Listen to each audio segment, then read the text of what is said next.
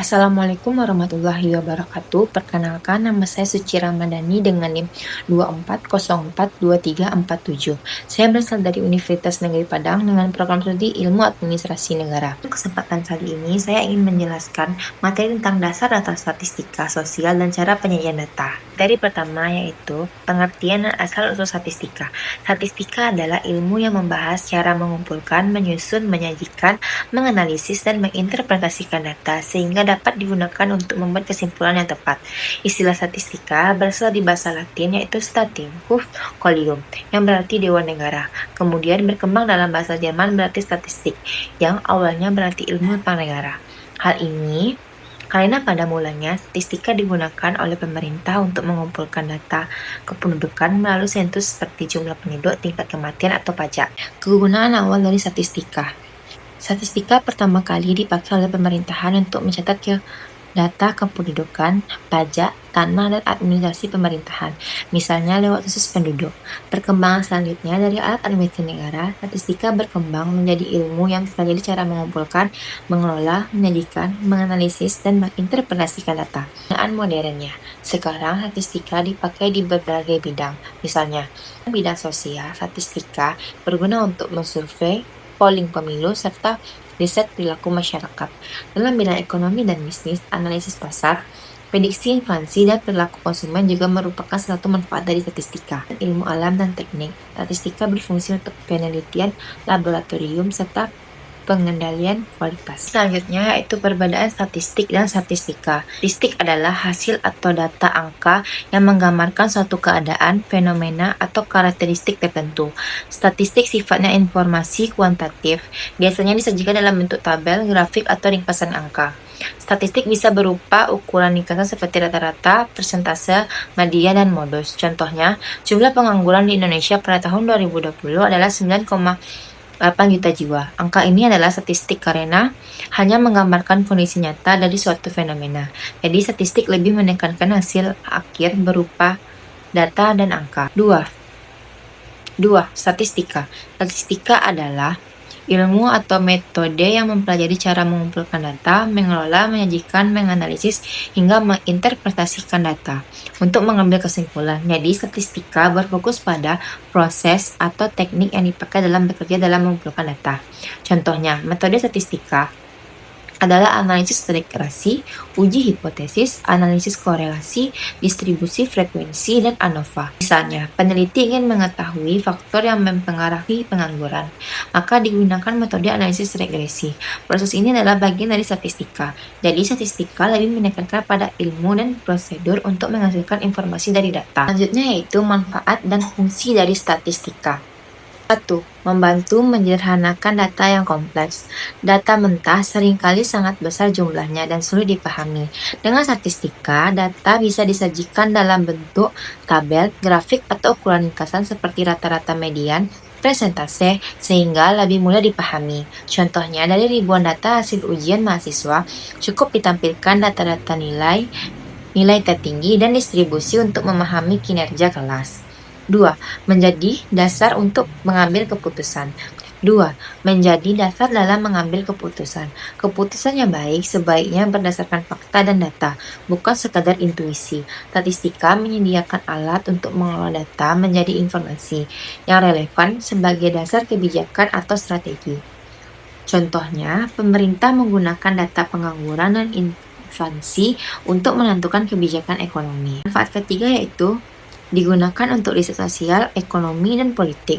Hampir semua penelitian modern bergantung pada statistika. Dalam ilmu sosial, digunakan untuk survei masyarakat, studi perilaku, analisis pendidikan, dan sebagainya. Dalam ekonomi, dipakai untuk analisis pertumbuhan ekonomi, konsumsi, dan distribusi pendapatan. Dalam politik, digunakan untuk polling pemilu, survei opini politik, dan evaluasi kebijakan. Keempat, alat untuk evaluasi dan peramalan. Statistika bukan hanya untuk melihat keadaan saat ini, tetapi juga untuk mengevaluasi program dan prediksi kondisi di masa depan. Contohnya, analisis data cuaca digunakan untuk meramal hujan, dan penjualan digunakan perusahaan untuk memprediksi permintaan produk di masa yang akan mendatang. Kelima, penerapan dalam penelitian sosial. Dalam konteks sosial, statistika sangat penting karena sensus penduduk misalnya, untuk mengetahui jumlah sebaran penduduk, dalam survei, misalnya survei kepuasan masyarakat dan survei ketenaga kerjaan. Selanjutnya untuk polling, misalnya paling elektabilitas seperti calon presiden. Selanjutnya yaitu jenis statistika. 1. Statistika deskriptif. Statistika deskriptif adalah cabang statistika yang berfokus pada pengumpulan, penyusun, penyaji, dan peringkasan data sehingga informasi lebih mudah dipahami. Bentuk penyajian misalnya berupa tabel, grafik, atau ukuran ringkasan. Misalnya rata-rata, median, modus, persentase, atau simpanan baku. Statistika deskriptif tidak menarik kesimpulan di luar data yang ada, melainkan hanya menggunakan fenomena sebagai mana adanya. Contohnya, menghitung rata-rata nilai ujian mahasiswa dalam satu kelas, menyajikan grafik jumlah penduduk menurut jenis kelamin, serta membuat tabel distribusi frekuensi pendapatan rumah tangga. Yaitu statistika eferensial. Statistika eferensial adalah cabang statistika yang digunakan untuk menganalisis data, sampel, dan menarik kesimpulan tentang populasi, menggunakan konsep probabilitas untuk memperkirakan atau menguji apakah temuan dalam sampel bisa digeneralisasi ke populasi. Teknik yang digunakan meliputi estimasi parameter, uji hipotesis, analisis regresi, analisis korelasi, dan analisis varian atau ANOVA. Contohnya, 1. Meneliti 1000 responden untuk memperkirakan tingkat kepuasan seluruh penduduk. Menguji hipotesis.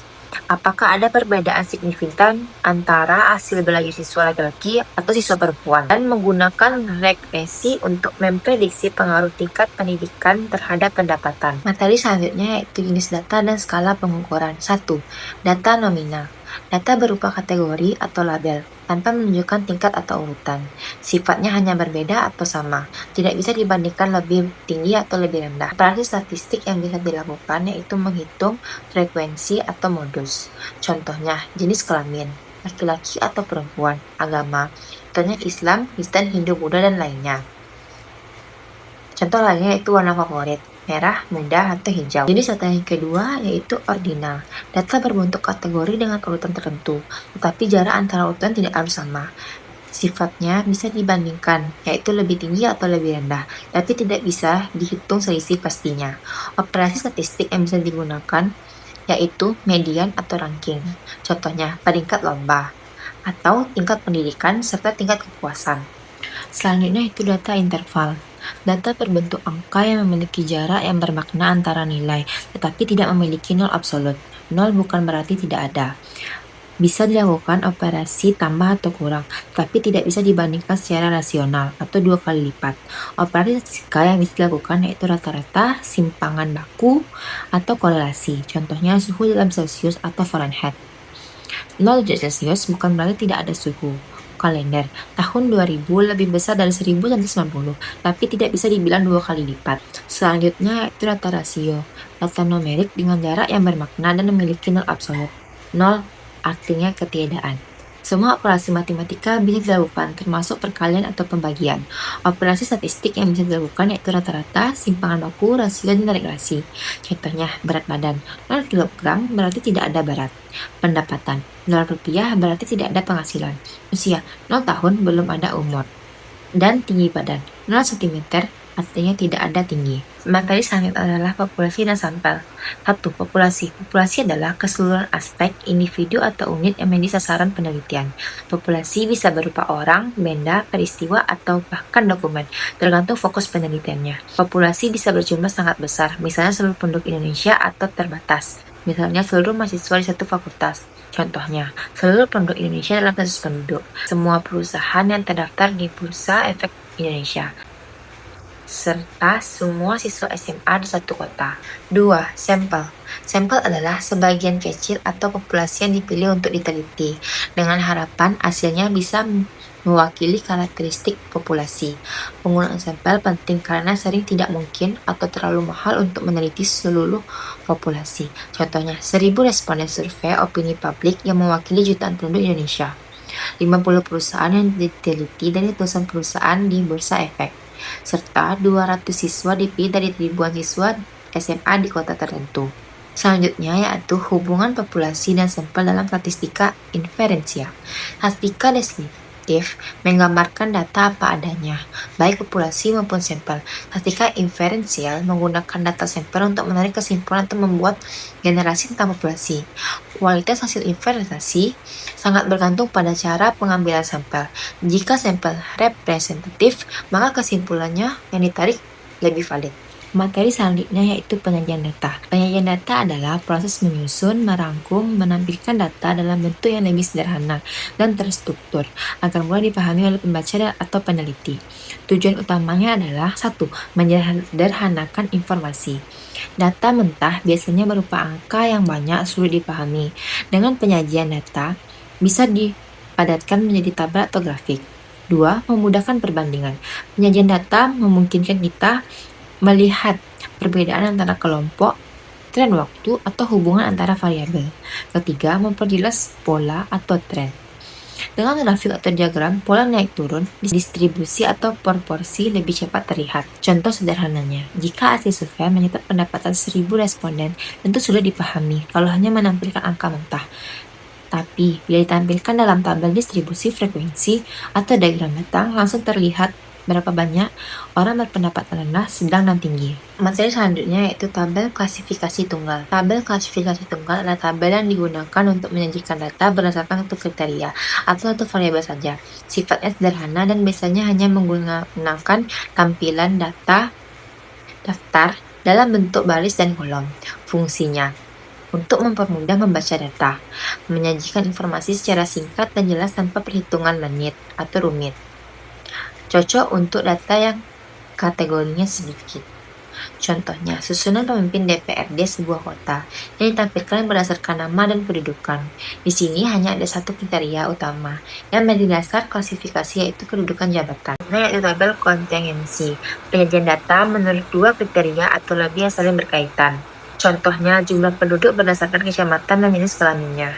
Selanjutnya ada tabel distribusi frekuensi. Tabel distribusi frekuensi adalah cara menyajikan data dengan mengelompokkan data mentah ke dalam kelas-kelas interval tertentu, lalu dihitung berapa banyak data frekuensi yang masuk ke dalam tiap kelas. Fungsinya, 1. Menyederhanakan data mentah yang jumlahnya banyak.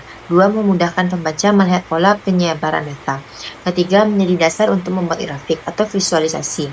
Contohnya, data nilai ujian mahasiswa. Keterkaitan dengan diagram. Dari tabel distribusi frekuensi, data bisa divisualisasikan menjadi berbagai bentuk grafik. 1. Diagram batang atau bar chart.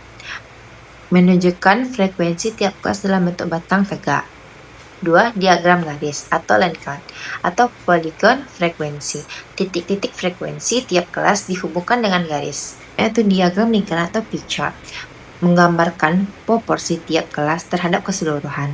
Kesimpulan dari materi ini adalah statistika adalah ilmu yang mempelajari cara mengumpulkan, mengelola, menyajikan, menganalisis, dan menginterpretasikan data untuk menghasilkan informasi yang bermakna. Pentingnya dibedakan antara statistik sebagai data atau angka yang menggambarkan suatu fenomena, dengan statistika sebagai ilmu atau metode untuk mengelola data tersebut. Statistika bermanfaat dalam menyederhanakan data yang kompleks, membantu proses pengambilan keputusan, serta mendukung penelitian di bidang sosial, ekonomi, politik, hingga sains dan teknologi. Dua cabang utama statistika adalah deskriptif, yang berfungsi untuk menggambarkan data apa adanya melalui tabel, grafik, atau ukuran ringkasan, atau inferensi, yang menggunakan data sampel untuk menarik kesimpulan mengenai populasi. Dalam penelitian sosial, pemahaman tentang populasi dan sampel sangat penting, karena hasil analisis seringkali tergantung kepada sampel yang representatif. Data yang telah dikumpulkan kemudian perlu disajikan secara sistematis, baik melalui tabel, tunggal, ganda, konfigurasi, distribusi, dan frekuensi, maupun grafik atau diagram seperti diagram batang, garis, dan lingkaran, serta histogram atau peta. Penyajian data yang baik membuat informasi lebih mudah dipahami, memperjelas pola atau tren, serta memberikan dasar yang kuat untuk menarik kesimpulan dan mengambil keputusan secara objektif. Baiklah, hanya segitu yang dapat saya sampaikan. Salah dan kurangnya saya mohon maaf. Assalamualaikum warahmatullahi wabarakatuh.